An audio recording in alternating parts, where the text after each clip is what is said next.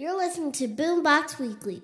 What's up, y'all? Y'all already know what it is. We're here with another episode of BoomBox Weekly, and this week we have the king himself, Hopper Award winner, motivational speaker, actor, doing his thing out in Hollywood, my friend, Jamal Averett. I'm Gentel. Yo, it's good. It's so good to be here, man. What's up, y'all? I'm Sharmaine, and we got Jamal here, Mr. BT Press himself. It's going down. You know what I'm saying? About to get into some things. About to get into the thing. Yeah, you talking about these Hollywood freaks. It's just the journey, the process. I'm just grateful to be here. So that's all. I love what you guys are doing, and just really just having the voices for young Hollywood to kind of speak their voice and be heard. So thank y'all. No problem. Yeah. You've been doing your thing out here. You got the movie that Sharmaine was talking about on BET Plus. It's dropping this week, October 26th. Okay. Yeah, on BET Plus. Yeah, so it's been crazy. You know, think about like the journey I moved here in 2019, like, and just would have betted on myself. And, you know, I actually stayed in your couch for a little bit. You know, first of all, I've been on Gentel for a while now, and it's amazing to see just our growth over the years and just kind of just hitting the ground running. And, you know, a lot of no's, rejections, but I think if you just stay strong, you stay committed, you stay true to the test, like anything is possible, and that's just a true testament of that, of faith and hard work. Yeah. So tell us a little bit about your role in the film, Paradies too. Tell us a little bit about it. Yeah, so it's a horror film actually. My first film that I ever got a chance to like be a part of since I've been in LA. That's to go into network. Okay. And so I played the lead. I am the lead to Erica Peoples. Yeah, she's a really famous. Yes, I cheated her thing out here. Before I even start, but I want to shout out to just Damien and Janae just for the opportunity. I met Janae and she just recommended me for the role. So pretty much I play like this like hyper funny guy, you know what I mean? It's like the life of the party for everybody. Pretty much like myself, you know what I mean? And so then we shot the movie in Belize and we was overseas doing it. So pretty much it's about like this unknown monster coming into our world and pretty much I'm destroy the island and literally doing by any means necessary. Like it's a roller coaster. It goes up, down, but it's great, and it's a 3-part series. So they have a Paradise 1 and Paradise 2, and they just shot Paradise 3, but Paradise 1 and 2 will both be dropping October 26th. Okay, nice. Yeah. So we gotta be on the lookout for that. Yeah. So speaking of horror, you also have another horror film, Boatyard. Yeah. Horror's in LA, New York. I was driving down the street on 2 different streets, and I saw it in LA. I'm like, oh, Jamal, every year. You know what's crazy? And I was like, and then I think about it, I'm like, most of my films have been like horror films, and I'm like, I guess that's a thing. So, but I'm grateful though. So I have another movie I just shot this past year called The Boatyard, and so pretty much it's about 5 college students. It's a spring break, and you know we were in the middle of nowhere, and our boat stops working, and so like we're in the midst of like trying to figure out kind of how to survive, how to, you know, how we're going to get through it. I ended up surviving. I'm going to spill too much, but I will say that, you know, black leads do end up surviving a horror film. You know, sometimes we don't always die. You know what I mean? So I'm super excited, and shout out to Adele, who's also the director of the movie that I have shot that's airing on BT Plus October 26th. He brought me on Lene Bell and RJ Graham, just a whole team. It was a great team effort, and now we just right now just in post and get ready for just like trying to shop things around, and I have my first billboard in New York because of it. So in Times Square. Times Square, like Times Square, yeah. So for the people who might not know, can you tell us a little bit about how you got started in the entertainment industry? Yeah, so I'm originally from North Carolina, born and raised in a small town. 252 to be exact. Okay. So it's weird, like I grew up in church. My mom was a single parent.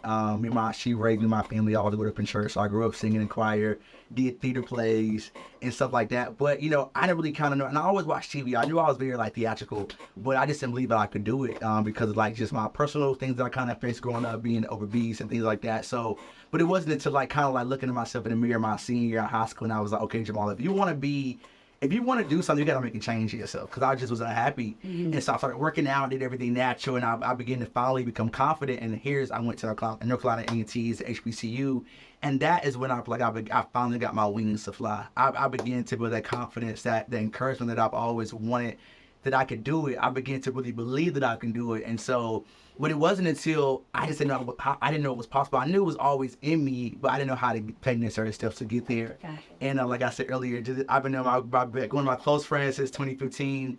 And Gentel was actually living out here at the time, and I was like, you know what? I was like, I think I really want to like move out here. And so she really helped me through the process.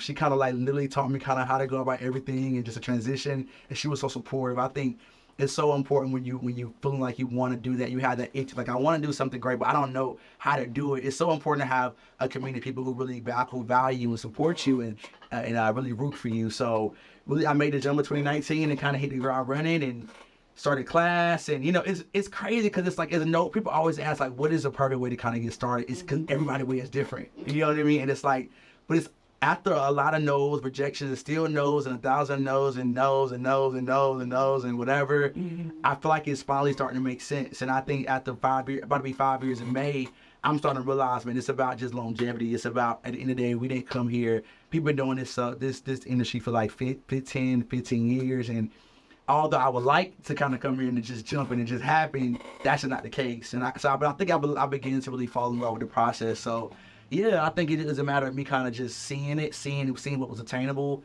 and seeing what was out there. And I was like, you know what, Jamal, this is what's in my spirit. And I knew that God had it inside of me. I knew I had to make that jump.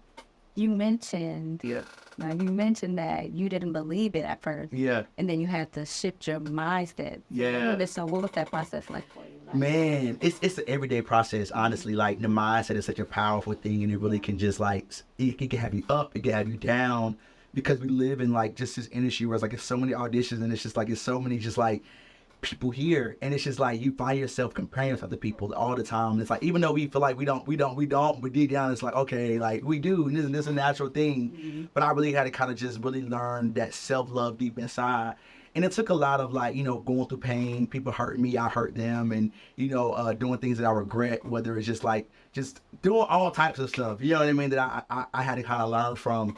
I had to realize that if I really wanted to, like, be the change and really make change within myself, I had to look at myself dead in the mirror and look at my flaws, my mistakes, everything that I really was running from. I had to kind of really just look at it dead in the eye and say, you know what, Jamal, like, if you want this, like, you got to do this for you. And, you know, I was allowing things and, like, things that I could control affect me. And if you can't, if you can control it, and that's a problem. That means you're just being lazy. And I was being lazy at one point. So I think just when you realize, like, you get older and, like, you miss some moments with your family, it's like, okay, I got to wake up. I got to really hit the ball rolling. So, and, you know, for me, being on the East Coast, we all got that, just that, our mentality is different. Like, you know what I mean? Like, we coming out here really just to, like, we don't have nothing else. You know, I wiped my entire 401k out when I moved here. I bet on myself that much because I really believed in myself. So it was like, I can start over, but it's like, I really did really bet on me. And that's a choice that I would never, ever regret.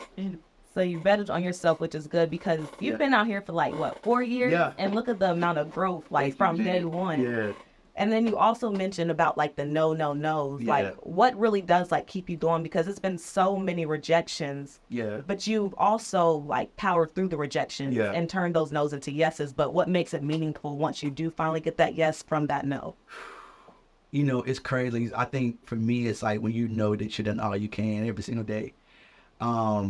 I think that's what keeps me going is, like, you know, like, because the no's, I always say no doesn't mean it's over. It just stands for new opportunities. So I had to really, as I began to realize my mindset, I had to realize that every no was like, or it was a preparation essentially. And I just go back to, like, I remember being a little kid. I was 7 years old, and my dad was very abusive to my mom at the time at an early age, and that really affected me. And so I always made this, so I said, Jamal, like, when you get older, like, just never let nobody, like, make you feel fearful of, make you feel like you're not worthy enough to get something because of what love is, what you think that you should be doing. And so when I think about giving up, I think about just that little boy, you know, 7 years old, just wanted to spread his wings and fly, wanted to be an example to many people and just spread love and light. And that's what keeps me going. It's like outside of acting, outside of, like, the entertainment, I do know I have a calling for really lifting up and changing the atmosphere and shifting your room and being a light. And for me, at a place where Hollywood can be so dark, I think that's what keeps me going. It's like throughout the no's, because, like, you know, I know I still have an assignment. As long as I got breath, God ain't done with me yet, baby. No, he's not. Yeah, so. No, you do be lighting up every room you go. Yeah. Tell me how you keep your energy up, because I feel like, you know, Yeah. every day people don't have the same energy. I know some days my energy is up, some days my energy is like, don't talk to me. So Like that. every time I see you though, like, no matter what it is, no matter what you are going through, you are always up. Like, how do you keep that, like, just that spirit through you? You know what? It's crazy because I remember when I was in high school. People don't really know this. Like, I really genuinely hated myself. I talked about a little bit how I was overweight. And I remember when I was in high school, I used to take myself up with saran wrap and like tape because I was a bigger kid, had like man boobs, etc. And every hour in the mirror, I just genuinely hated what I saw. And I promised, I said, Jamal, if you can keep out of this, like you would never be the same person again. And so my entire life, I got to the point, like all of my pictures when I went back home to North Carolina, like maybe about 3 weeks ago, and all my pictures was like I was in the background, like I didn't want anybody to see me. I was covered up because I felt like worthless. You know what I mean? I didn't feel like I wasn't worthy to be seen or to be heard. And so when I began to get older and I began to really start learning how to like love myself and like outside of just working out and looking good and things like that, but like a deep love, a love that's unconditional, a love that only God can really give a person. Like I feel like that mother love, you know what I mean? Yeah. And that's what keeps me going because I know like I've been in a place where I was hurt. Like I didn't want to smile. I didn't want to I hated everybody. I wanted to just like really just dim my light. And so people don't realize, man, like this joy that I have now comes from so many years of pain, so many years of turmoil, so many years it felt like wasn't worthy, and like I acted as that. And so now after 29 years, baby, I'm gonna shout, I'm gonna spray this little light of my, I'm gonna let it shine always, because I genuinely remember when I was at a dark place, and I still have those moments where I'm like, you know what, like, God, I feel like I'm always so, the nice person. Everybody always come to me because, like, you know what, I know this is my assignment, and outside of just everything, like, I know this is what God wants me to do. So as long as I got breath, I'm gonna keep on spreading that love and that good energy, because we all going through, you know what I mean? Deep down, we all going through something. So if I can just kind of just shift the atmosphere, even for like 2 seconds, I think I did my job. I think that's beautiful. Yeah, that you cultivated a deep love within yourself. Yeah. And I feel like a lot of us struggle with self-love and loving ourselves the way that we should and seeing ourselves the way that God sees us. So how would you say, like, you cultivated that within yourself? Because I feel like the journey is different for everyone. Yeah. I think for me, I had to really just, like, understand, like, what I wanted out of this. You know what I mean? Like, I had to really kind of just figure out kind of, like, what do I want in life? And once I began to ask those questions, those deep questions that sometimes we run from, like, and it's like, I think I began to really kind of understand, just my assignment on what I am here, to really to do in this world. So looking myself in the mirror every single day, and affirmations, that really helped me as well too. Meditation, I just started doing meditation. I do yoga every day. And that has really kind of recharged who I am as a person. So I think when I feel low, I feel like discouraged, those affirmations and those things that I had to go through kind of remind me of where I'm going, because we all, like I said, we all going through. So I think it's a matter of just finding kind of where you want to be, and really ask yourself, like, am I taking necessary steps to achieve that goal? And be honest with yourself too. And you may not always like it, and if you aren't making necessary steps, it's okay, because you still here, you got breath, you got, you know what I mean, you got the ability of your limbs to do better and to change. So change just starts within. It's not about like a time clock. It's really all the matter of like when you're ready for it. Yeah. Yeah, Jamal is dropping gems in this building tonight, like for real. Yeah. For real. Wow. We're going to take a quick commercial break and give a shout out to our proud sponsors, 24/7 Live Culture.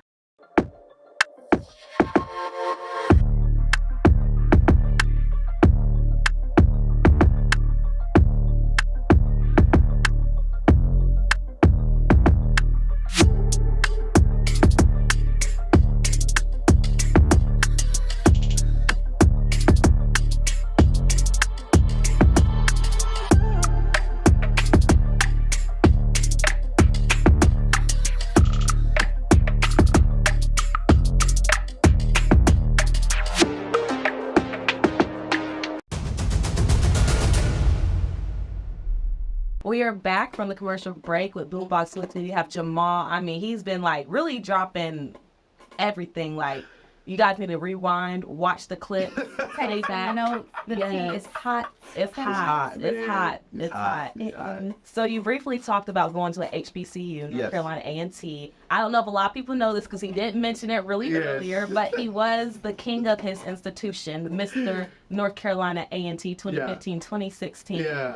HBCU king. Thank you, baby.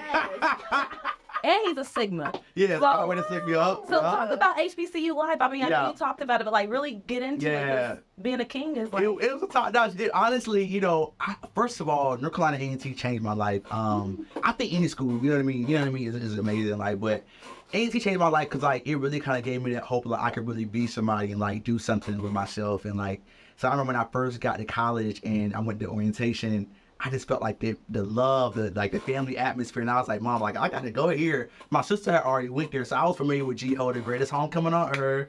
I was familiar with the campus already. I was familiar with the campus, but it's like I didn't know just what I wanted my impact to be.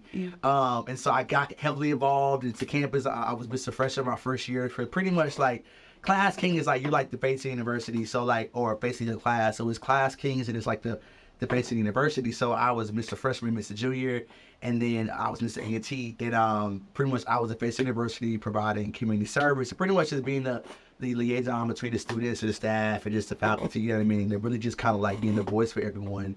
And so my platform was like King you know, bringing the king out of everyone with a light and a smile through service. And I had pledged my sophomore year, Phi Beta Sigma Fraternity Incorporated, the Centennial Line, 2014. And for me, you know, the HBCU life really shaped my creation of who I am and who I wanted to be. And I thank God for those experiences. I know what it means to work hard for something, to you know what it means to like be in front of a crowd, to like perform. So like for me moving to LA, it was a transition, but I'm so grateful for those experiences because it really kind of made me prepare for it in a sense because like HBCU life is tough, man. So if you can survive that and survive being a face university with so many 11,000 students, you could do a lot. So it was a dream come true because I never thought I would ever see myself. And here again I am today, really just speaking life into myself and manifesting everything that I want. I knew that like I wanted to do great things, but I didn't know kind of necessary steps to make. And I think it's just those small chances, those small choices that you made to kind of lead up to that breakthrough ultimately. Yeah, it was fun. I had a good time. I'm not to HBC law. I didn't. Where'd you go? Where would you go? Western Michigan University, but shout out to the Sigmas though because the Salem Delta chapter, those are my brothers. That's my best friends. Oh wow, yeah. So shout out to you. Yeah, thank you, man. Yeah, they are, man, and you know, it's a blessing, man. Our homecoming is actually like in 2 weeks. So y'all about to I know it's about to be crazy. You said that you're heavy in the community even before, you know, now being in LA and where you are right now, that, you know, your platform was, you know, spread light and be in the community. So you have your own nonprofit. Yeah. You know, so tell us a little bit about that and why it's important for you to get that. Yeah, so the King You Foundation started from my platform when I worked with Mr. A&T. And actually people don't know this, but before I moved to LA, I was a full-time motivational speaker. And so I got my master's in higher education leadership when I was living in Washington, D.C. before I moved to L.A. And I knew I wanted to really just like help use my past experience that I've been through to kind of help those like me, being a first generation college student, helping people navigate that first year being in college. Like, what does it look like, you know, and just being that person for them. So I created the King You Foundation in 2017. And while I was in D.C., I was at Howard University working with freshman college students at their campus, getting them equipped to campus. I was at American University, helping the first year college students as well, like get acclimated to the university, American University. And I was also like doing motivational speaking, like having courses and like, you know, hosting events and things like that. But when I had moved to LA, I didn't really kind of put it on pause, but I knew I had to really kind of like, I was going into a new industry almost. Mm-hmm. So I kind of had to I wouldn't say put it on pause, but I had to kind of just like revisit it. Because I really wanted to really kind of focus on just this craft of like acting, because I knew if I really wanted to do this. And I remember like, I'm not gonna say any names, but it was his agent, and he was just like, Jamal, if you really want to be an actor, like you got to put the work in. Like, and he was like, because I don't believe you. And at first, I was sad when he said it, but I was like, you know what, like honestly, it really woke me up, like, you know what I mean? Because it was like, you know, if I really want to do this, I gotta really put the work in. I can't just think I just go to class every week and that's it. You know what I mean? Like, that's not the case, and I was doing that. And so I could really begin to like spend the next past 2-3 years here, just focus on that. But yeah, like we've King You Foundation still going strong. I have people that's in the East Coast, they help me still navigate, and we still are going strong. And I look forward to kind of bring that to the West Coast, because there are not many, there's no HBCUs in LA and California. So and now I'm getting back to the education. So I'm excited about that, to be able to bring my experience in education to to LA and just be able to be that spokesperson for the voice of the voiceless. Because you did have, when you were doing your motivational speaking, you had the daily text going out. Yes, You had your merch. Growth. Yeah, the merch. Yeah, the growth. Yeah. I think that would be good if you did bring it back. Yeah. Because I feel like, we all be going, it's hard living in LA. Like, it's glitz and glamour, but at the end of the day, it's a grind. Like, sometimes it's low-key an illusion. Like, it's crazy because, the internet, because it's not real, y'all. We be listen. We be struggling. Like, we be struggling. Keep your head above water with a person. If you was a person. But for real though, like, it really is a tough time, and I appreciate that because that's kind of what I've been like thinking. And it's like you said, living out here, it is tough. Like, you have moments where it's like you want to give it, you want to throw in the towel. You get noticed on your door, bitch notice that you got somebody broke into my window last week, like my car last week. And so it's like all those things are happening. You still, they count hitting negative every day. You ask a friend some money, like we didn't be all of that. You know what I mean? Jobs, all of these different jobs, and we're have a master's degree, but still, you know what I mean? So it's a lot of things you deal with mentally, man. It is tough. So LA is just a different grind because it's like we're pursuing something that's gonna get us there eventually. The harder you work, you're gonna for sure get there, but we also have to like put away our ego, put away our pride, and get this money so we can go where we want to go. Like to survive out here, because rent's so high, like, and bills are high, and a lot of the grind is unfortunately free sometimes. The grind be free. So I got so like you double grind and you work for 2 hours, but you only getting paid for one. No, facts. They be all here saying, oh no, we see it. And that's why, like, it's so important for like discussions like these to be able to talk about those. Is talk about your shortcomings, because everybody's really going through. And I feel like the most vulnerable you get, the most impact you can make in the world. So it's tough being vulnerable, but I promise you, man, that little girl, that little boy sitting there that wanted to, like, thinking about like going or quitting, you know what I mean, or like stopping their life or keep on living. So we really have an assignment on this earth to really be the voice, be the change, and really speak on our issues. And it may hurt. It's like, oh, I don't want to know I'm going through or struggling. But we are struggling, like in some aspect. And at the end of the day, God's not going to give, like, his toughest battles to someone who can't handle it. So that's true. We always get through. Always. Look at us right now. We really are getting through it. That's literally what we have to look for every day, though. Like, it's a choice. Positivity is a choice. Like, I be telling people, they be saying, like, oh, I be telling people, like, just because I be saying, hey, it's no stand with the positivity, don't think I'll have negative moments. It's not about that. I just don't believe the negative moments will last forever, and that's true.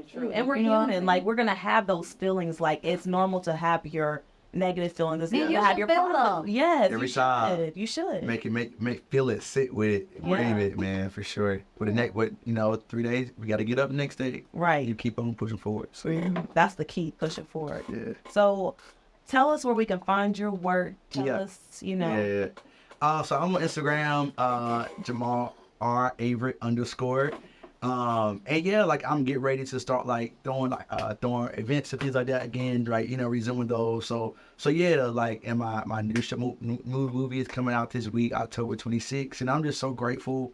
Right now I'm just in a season of just like gratitude and just like working on myself, and I feel like God really moving through my life, and I feel like I'm getting my energy, not energy back, because I already my energy, but I'm really getting my sense of like I'm realizing like who I want to be and the impact I want to make, and no more making excuses. Like like I've been doing a lot of excuses. Like, I gotta be honest, but I'm grateful for where I'm at, and if anybody just want to just like keep going, like you got that choice to really just ultimately make it, and we can make it. We will make it.